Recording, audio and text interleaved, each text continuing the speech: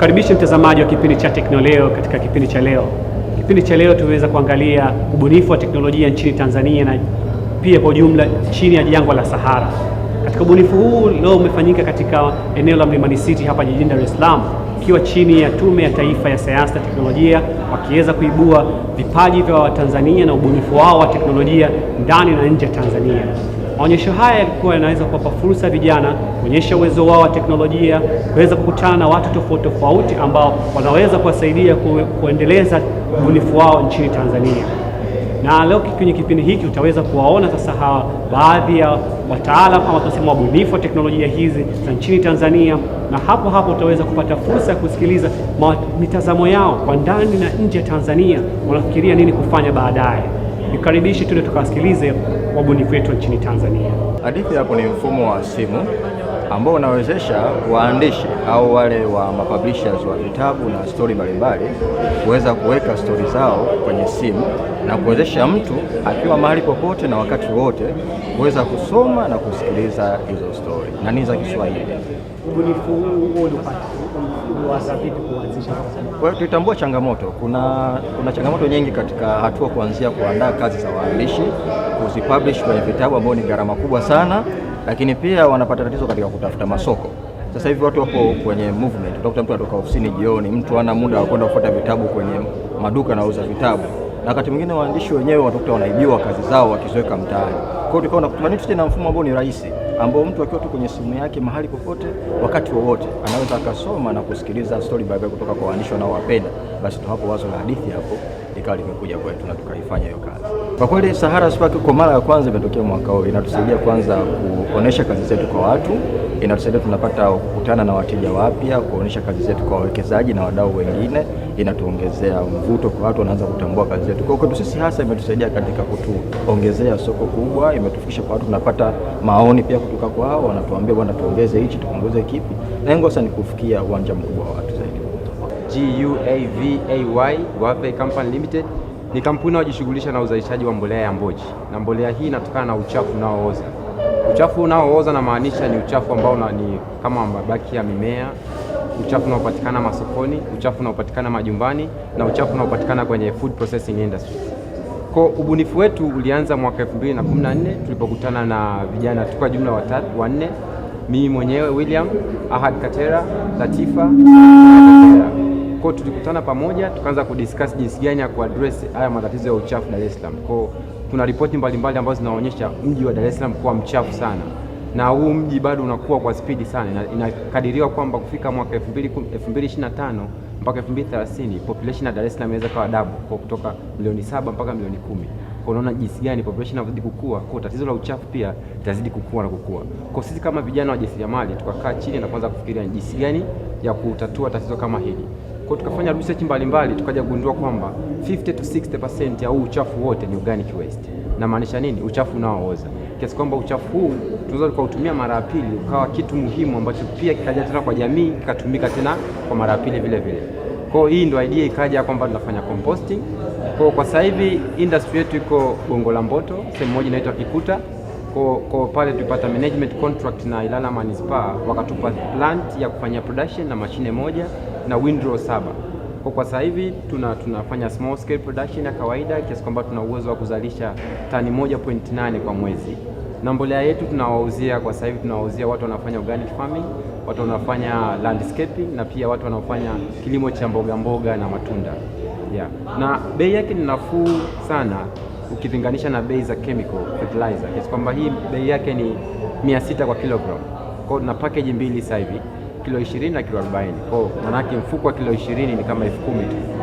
Kwa mfuko wa kilo 40 ni 20,000. Kwa bei yake ni nafuu na pia ina manufaa mbalimbali. Kwa mfano, hii mbolea ukitumia kwa muda mrefu unafanya soil amendment kwenye udongo wako au shamba lako. Kiasi kwamba baada ya muda fulani utajikuta hata uhitaji kutumia tena mbolea sababu umesharutubisha hiyo udongo wako.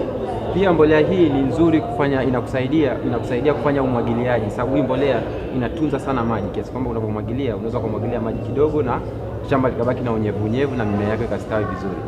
Pia mbolea hii kwa sasa hivi inapatikana Science hapo Costech mbele kidogo ya Mwenge, na tuko hapa kwenye event ya Sahara Sparks. Hii event imekuwa ya manufaa sana. Niseme kwamba tumeweza kufanya create network na watu mbalimbali especially investors, na pia tumeanza kujifunza kwa sisi wenyewe wajasiriamali mbalimbali wa hapa Tanzania na Dar es Salaam na sehemu zingine, na pia tumekutana na watu mbalimbali kutoka Kenya, kuna wengine wametoka sehemu mbalimbali. Kwa hiyo tumekutana kwenye platform moja ambayo tumeanza kujifunza vitu vingi, na I promise kutoka hapa kila mtu anaenda kurudi kwao akaendelea na kitu chake anachokifanya kwa manufaa zaidi na zaidi. Changamoto zilikuwa nyingi, sitaki nizungumzie sana kwenye swala zima la pesa, lakini pia sisi wenyewe kujituma na kufanya hichi kitu, especially kwenye uchafu. Unakuta watu wanashindwa kutenganisha uchafu unaooza na uchafu ambao hauozi.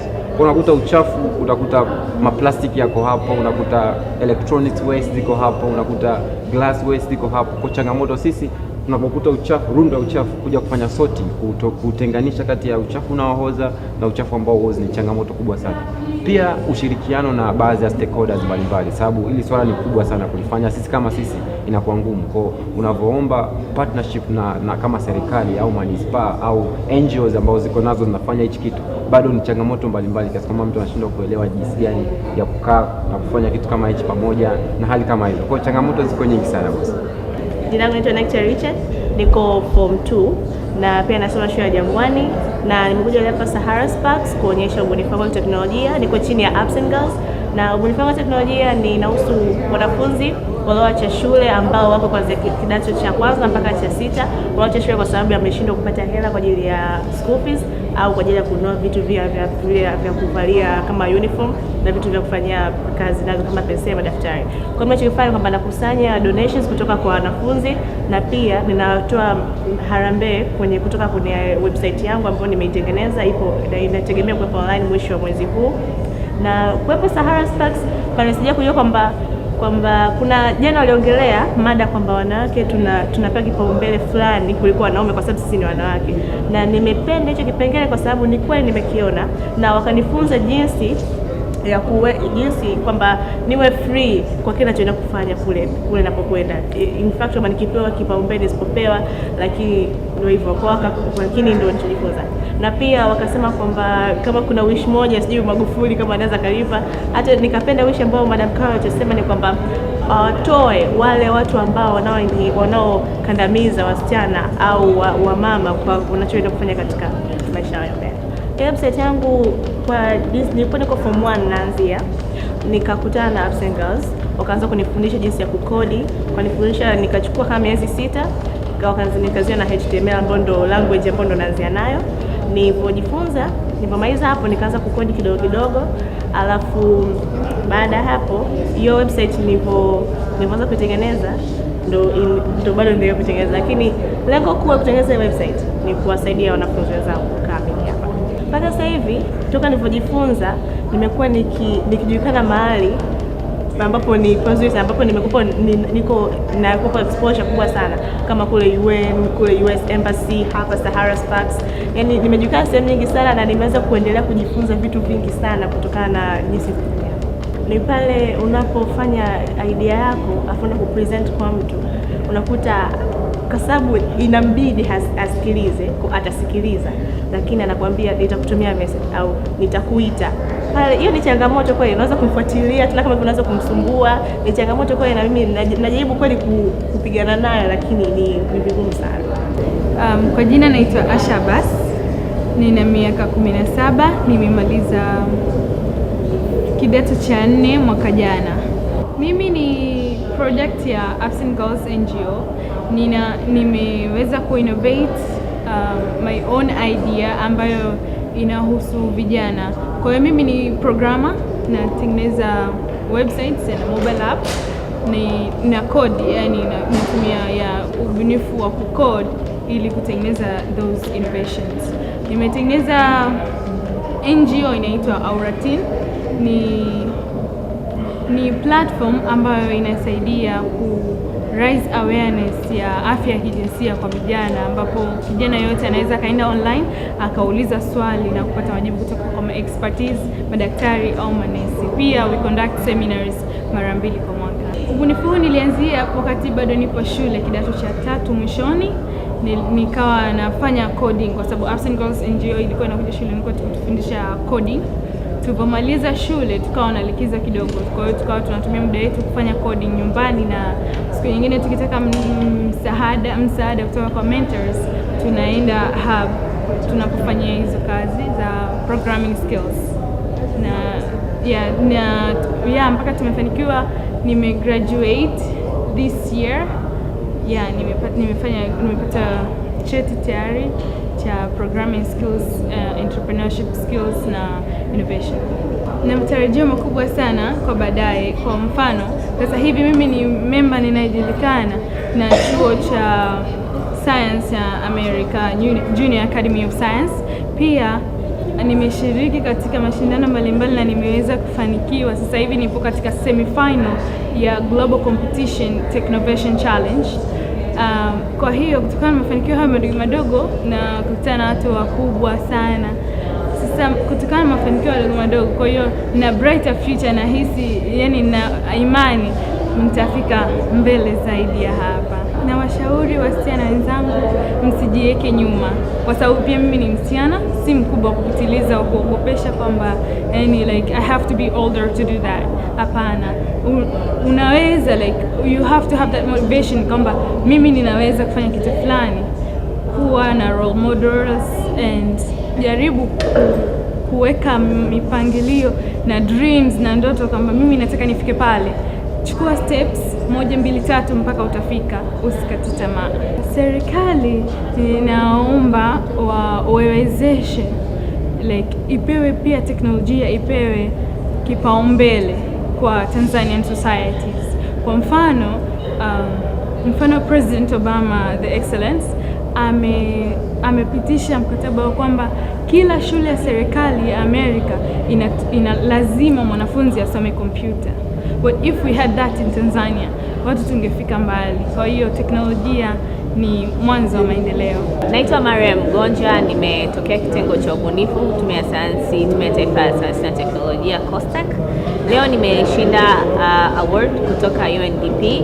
Ni mmoja kati ya washindi, kwa sababu tulikuwa washindi 4, na nimefurahi sana kutambuliwa kama mmoja wa wachangiaji wa kuwasaidia wanawake kujihusisha sana na masomo ya tehama, kutumia tehama kutatua matatizo ya kijamii. Kwa hiyo nimeona kwamba na mimi mchango wangu umetambulika katika jamii, na nimefurahi kwamba UNDP wathamini wanawake na wameona kazi ambayo tunafanya, wameona mbali zaidi, kwa sababu sasa hivi tunafanya kazi ya kujitolea, kwa sababu watu wengi hawaoni impact ambayo tunaifanya sasa hivi, lakini UNDP wameona mbali, wameona mchango ambao tunaofanya utakuja kuleta manufaa makubwa baadaye, kwa sababu kadiri tunavyoanza, kwa sababu mwanzo tulipokuwa tunaanza tulikuwa tuna mwitikio mdogo wa wasichana, lakini sasa hivi mwitikio unazidi kuwa mkubwa na mkubwa. Tunaweza wakati mwingine tulikuwa tunafanya training na wasichana 150. Kwa tunaona ni kwamba ni kitu ambacho ni kizuri na baadaye kitakuwa kikubwa. Kwa hiyo mwanzo wakati tunaanza, mimi ni mfanyakazi wa Tume ya Sayansi, kitengo cha ubunifu. Moja kati ya challenges ambazo tulikuwa tuna wanaume wengi kushinda wanawake katika kitengo chetu. Kwa hiyo kitu ambacho nikaa najiuliza kwamba ni kwa nini inakuwa hivyo, kwa sababu kwa nini wasichana hawawi na mwitikio wa kuja kufanya hivi vitu ambavyo wanaume wanafanya, kwa sababu wanaweza, kwa nini hawaji? Kwa hiyo ikaniumiza sana kichwa, nikakaa na wasichana wenzangu 2 tukaamua kuanzisha kama kitengo kinachoitwa WABUNIFU. Kwa hiyo hichi kitengo tulianza polepole kwa kumuita msichana 1 2 kuelezea umuhimu wa kujihusisha na mambo ya tehama na jinsi ambavyo wanaweza kufanya vitu ambavyo wanaume wanafanya, lakini sio hivyo tu, wanaweza pia kutengeneza biashara katika hizo solution ambazo wanazitengeneza. Kwa hiyo tulianza polepole, na niseme tu kweli kwamba hichi kitu kilianza na msukumo wa kwa nini mimi naweza kufanya hichi kitu na mwingine anaogopa. Kwa hiyo tulitaka kubreak hiyo barrier ya kusema kwamba hichi anaweza kufanya mwanaume tu, au hichi ni kitu ambacho mwanaume ndo anaweza kubenefit kutoka kwenye hicho kitu. Masomo ya sayansi sio magumu kama watu wanavyofikiria, na kwa kweli sasa hivi teknolojia inakuwa na kwa sababu teknolojia inakuwa, opportunities za kutengeneza pesa pia zinazidi kukua.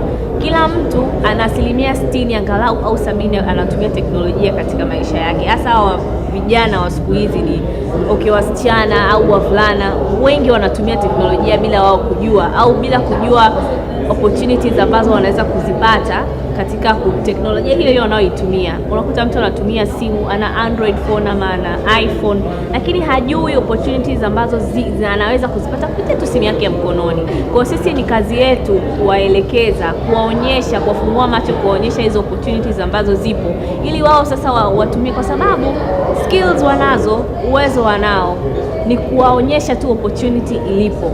Na baada ya muda tayari sasa hivi tumeshapata wasichana ambao wamefunguka, na sasa hivi wao ndo wanatusaidia sisi kwenda mashuleni, mavyuoni, kuwaonyesha watu wengine hizi opportunities.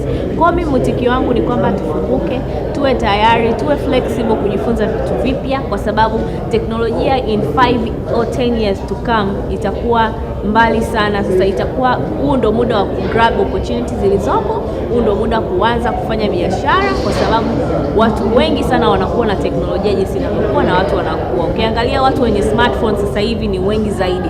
Opportunities au possibilities ya mtu kwenda kununua simu sasa hivi, possibility kubwa ni kwamba atanunua smartphone. Kwa nini? Anataka kuwa kwenye Facebook, anataka kuwa kwenye WhatsApp. Sasa wewe fikiria, ukitaka kama mtu ananunua simu ile, ingia Facebook au ingia WhatsApp, how can you use that kama opportunity ya wewe kujipatia fedha? I'm interested in women being in the science and tech field because whenever I go into tech conferences or meetings, I'm always the only woman, and it's really, really lonely.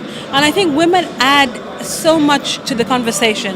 It makes the conversation richer, it makes the conversation more diverse. So I'm interested in having more women in science and tech, not just studying science and tech, but also working in the science and tech sector. And I feel this is important because in terms of our skill set and in terms of the future of work and the future of the sectors, I think it's important that we have more women and a pipeline of women coming into the tech sector. So this is what inspires me to encourage women and to coach women and to mentor women to be in the tech and ICT sector. We have monthly events for women in technology. We do entrepreneurship training for women, young women that want to start technology-enabled businesses. We do events where we teach women how to use technology. So we've done training for young girls as young as 5 or 6, and we've also done training for grandmothers. And so we asked young women to bring in their babies, and we taught them how to use their mobile phone. So for us, when we look at technology, it's not just about being able to program or to code, but it's also how do you use the tools that you have, whether these are social media tools or using your mobile phone. For example, the grandmothers, we showed them how to send M-Pesa and how to enter their credit on their mobile phone. Something that they, 7-year-old women did not know how to do this. So for us, we're looking at technology as a tool and an enabler. And this is what we're trying to teach young women, how to use technology. So Kino, for example, we're based in Dar es Salaam.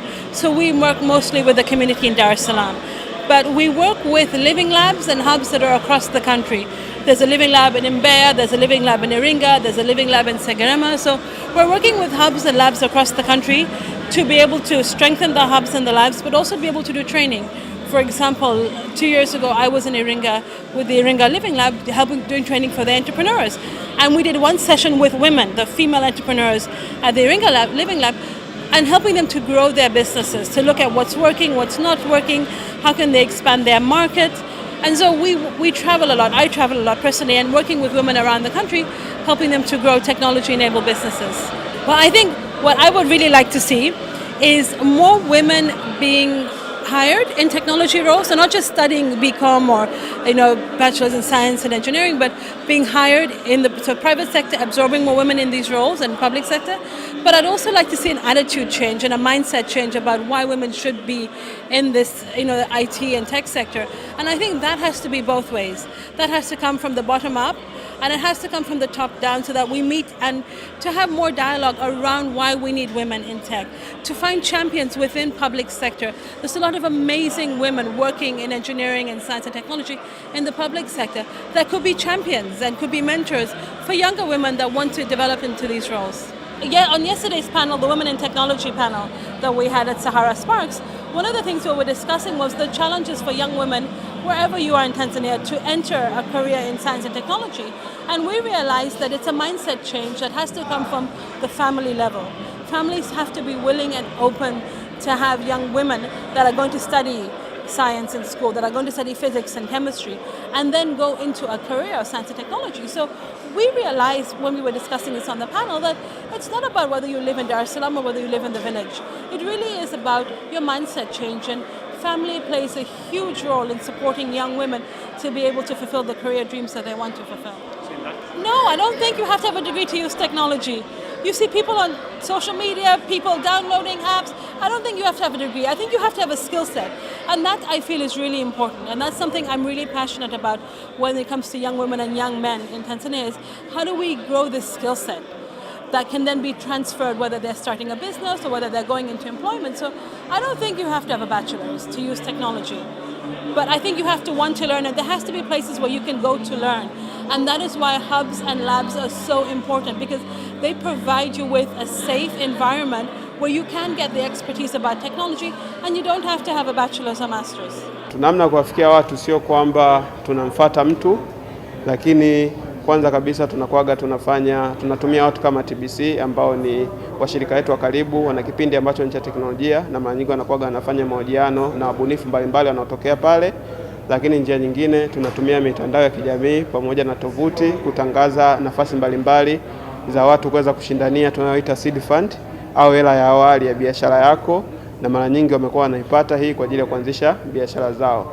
Na kwa wale ambao wako mitaani wakiwa recommended au wakishauriwa kuja maofisini kwetu, tunaelekeza utaratibu ambao wanaweza kupitia kwa ajili ya kujiunga. Na huduma hizi tunatoa bure, na wafaidika wakubwa wa huduma hizi ni wanafunzi wa mashule au vyuo ambavyo vinazunguka tume, ikiwemo DIT ya Chuo Kikuu cha Dar es Salaam pamoja na Chuo cha Biashara CB. Kwa wanajitahidi, wanakuja na sisi tunaweza kufanya nao kazi. Kwa namna kubwa wanayofanya, tunawatafuta mavioni, lakini mikoani pia tuna vitu ambavyo vinaitwa living lab ambao ni kama vituo pia vya wabunifu, na sasa hivi tuna support vituo vingine vya wabunifu. Kimoja kipo Iringa katika Chuo cha Tumaini na kingine kipo Zanzibar ambacho kinasaidiwa sana na Serikali ya Mapinduzi ya Zanzibar ambacho kiko Mji Mkongwe. Jitihada ambazo serikali inafanya wakishirikiana na wafadhili mbalimbali ambao tumeamua kwamba katika Tume ya Sayansi na Teknolojia, katika mfuko wa maendeleo ya sayansi na teknolojia, pamoja na kuendelea kutoa fedha kwa ajili ya shughuli za utafiti za kuhawilisha teknoloji. Kwa hivyo tumeona mwamko mkubwa, kwa sababu mwamko mkubwa umekuwa kwa vijana ambao pia ni wabunifu. Kwa hivyo tumeamua kwamba tutaanza kuanzisha katika mfuko wa taifa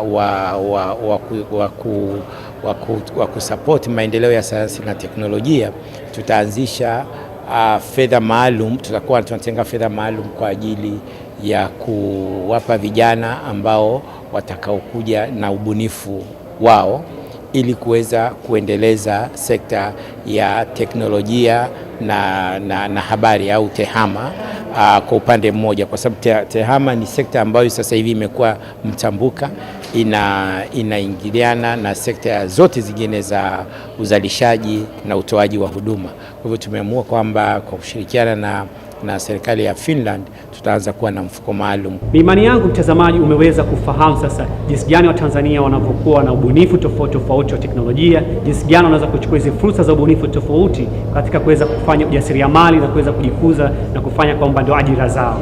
Hivyo basi usikose kutazama mwendelezo wa kipindi cha Tekno Leo kila siku Jumanne hapa TBC 1.